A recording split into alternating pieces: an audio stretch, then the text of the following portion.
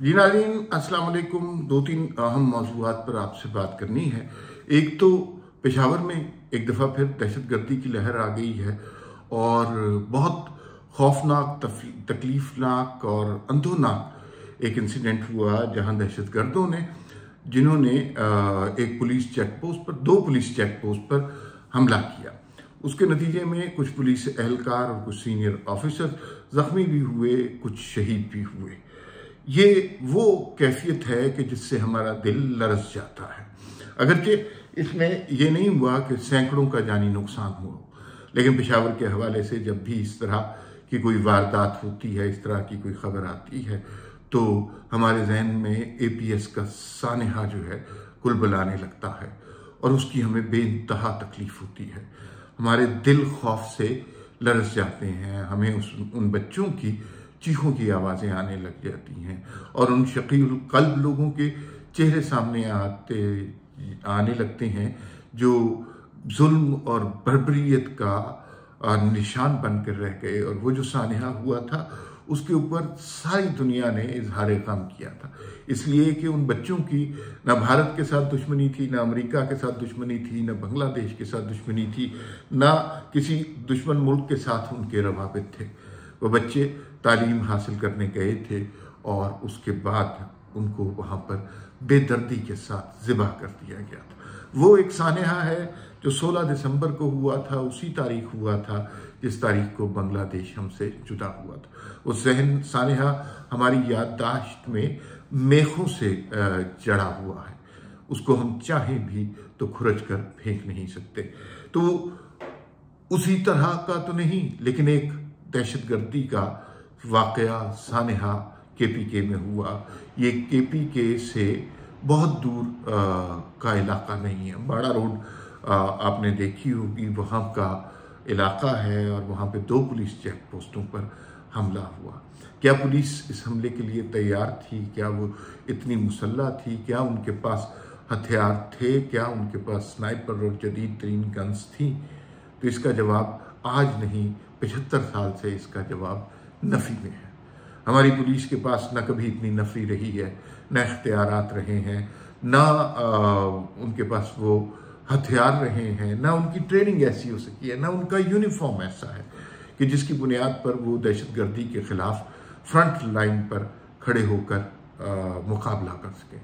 लेकिन ये बहरहाल उनकी जिम्मेदारी है और वो बड़ी दलेरी से, पामर्दी से जो है ये इसका मुकाबला करते हैं। लेकिन पुलिस तो रोकथाम कर सकती है, दहशतगर्दों को अगर मौका मिले तो जहन्नुम वासिल कर सकती है। मसले को जड़ से उखाड़ फेंकना पुलिस के बस में नहीं है। ये सियासतदानों का, ये हुकूमतों का, ये मंसूबा साजों का, ये इस मुल्क के करता धरता लोगों का फैसला होना चाहिए। पुलिस उनकी मदद के लिए हर लम्हे तैयार है, लेकिन क्या पुलिस के जवान सिर्फ मरने के लिए हैं और जो है फैसला साज फैसलों में तातुल के लिए? तो इस पे हम सबको गौर करना चाहिए। और फिर मेरे ख्याल में वो जो एक सोच हमारे जहन, अच्छा आपको पता है कि इस हमले की जिम्मेदारी तालिबान ने कबूल कर ली है। तो भाई अब किस चीज़ का इंतज़ार है?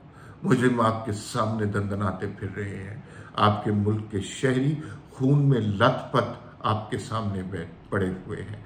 आपके मुल्क के फोर्सेस के लोग, चाहे वो आर्मी हो या पुलिस हो, कोई भी हो, तो वो जो है आप इन हमलों का निशाना बन रहे हैं। तालिब इल्म हो, मस्जिदों में नमाज पढ़ने वाले हों, यूनिवर्सिटियों में पढ़ाने वाले हों, वो सारे इसका निशाना बन रहे हैं।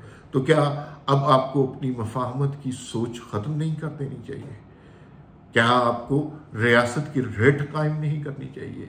या इमरान खान की तरह दबा हुआ फुसफुसा सा एक बयानिया पेश करना और इन जालिमों को, इन जाबिरों को अपने घरों में जगह देना, इन्हें दफातर खुलवाने की पेशकश करना, अपने वज़रा की मदद से इनको भत्ता देना? क्या आप ये सब कुछ बर्दाश्त कर सकते हैं? लेकिन ये सब कुछ किया गया और ये फिर किस सूबे में हो रहा है? ये वाकयात हमें कहाँ नजर आ रहे हैं? ये वाक़यात उस सूबे में नज़र आ रहे हैं जहां 10 साल से इमरान खान की हुकूमत है। ये उस सूबे से ये वाक़यात नज़र आ रहे हैं जहां के कोर कमांडर थे और वो काबुल एयरपोर्ट पर पहुंच गए थे। उन्होंने कहा ऑल इज़ ओके। पड़ी हुई हैं हमारे इर्द गिर्द लाशें और वो कह रहा है ऑल इज़ ओके।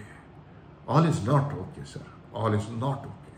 और इसमें बहुत सारा उन लोगों का भी कसूर है कि जो इन ताकतों को तरवीज देते रहे, इन ताकतों को बढ़ावा देते रहे, इन ताकतों की पुष्टपनाही करते रहे, या फिर इन ताकतों के आगे मफाहमत का शिकार रहे, इन ताकतों के आगे हाथ बांध कर खड़े रहे, इन ताकतों से के सामने सर झुकाकर खड़े रहे। तो कसूर तो दोनों तरह के लोगों का है ना। ये जो वाक़या हुआ है ये बहुत तकलीफ दे वाक़या हुआ है। अभी तक मुख्तलिफ इत्तलात आनी है, कंफर्म नहीं है, लेकिन कुछ कह रहे हैं कि 2 पुलिस के एहलकार शहीद हो गए और एक DSP ज़ख्मी भी हुए हैं, या अल्लाह ताला उनको ज़िंदगी दे, लेकिन कुछ कह रहे हैं कि उनकी भी शहादत हो गई है, गोलियों के ज़ख्म ऐसे हैं। ये बिल्कुल करीब का वाक़या है, पेशावर शहर से किलोमीटर्स का फासला है, तो वहां पर ये सब कुछ वाक़या हुआ है। पुलिस ने अपनी बिसात के मुताबिक तो जंग लड़ी है। और ये जो मीडिया में खबरें चल रही है ना कि पुलिस ने दहशतगर्दों के हमले को नाकाम बना दिया, ये बिल्कुल झूठ है, गलत है। ये बात बिल्कुल दुरुस्त नहीं है। 3 आदमी आपके जान से गए, खबर लगी मुल्क में जो है, और नाकाम तो उन्होंने आपके दिफाई अज़ाम को बना दिया, आपने कहाँ बनाया है।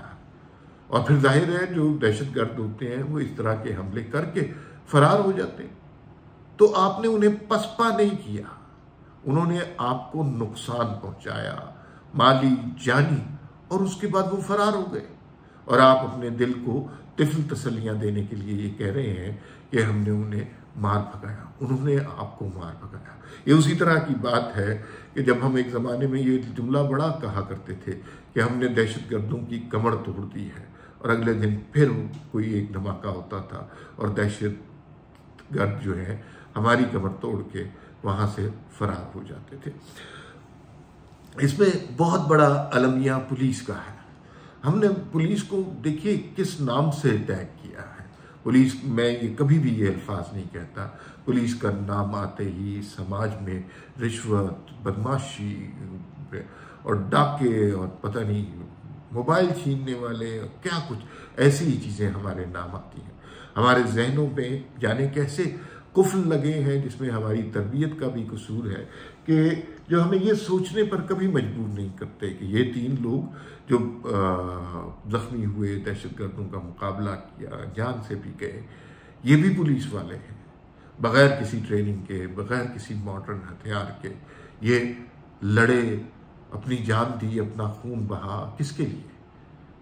20,000 रुपये की नौकरी के लिए नहीं, इस मादरे वतन के दिफा के लिए, इस मुल्क के शहरियों के दिफा के लिए। इमरान खान ने कहीं कहा था कि हमारी पुलिस तैयार नहीं है इन दहशतगर्दों के हमले के। इमरान खान से ये सवाल पूछना चाहिए था कि आप तो अपनी पुलिस पे बड़ा फख्र किया करते थे, तो 10 साल आपकी हुकूमत रही है उस सूबे में, आपने अपनी पुलिस को तैयार क्यों नहीं किया? आपने उन्हें वेल इक्विप्ड क्यों नहीं किया?